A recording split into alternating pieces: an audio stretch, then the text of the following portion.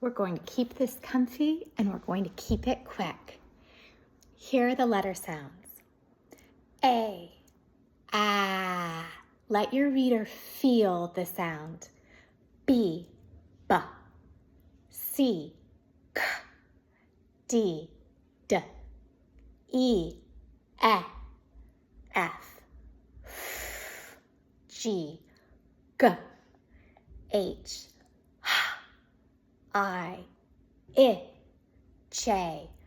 K, K. In the English language, when we hear k at the ends of words, it's most often made by a K or a CK together. All other times, it's usually made by a C. L, O, M, N, N.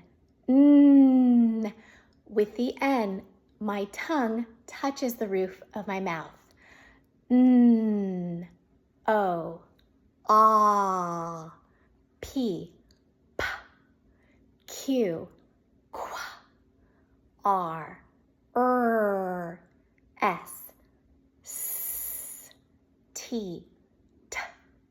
U, V, tickles the lips a little. W,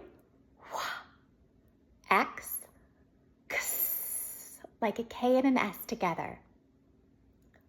Y, Z, Z. And there you have it.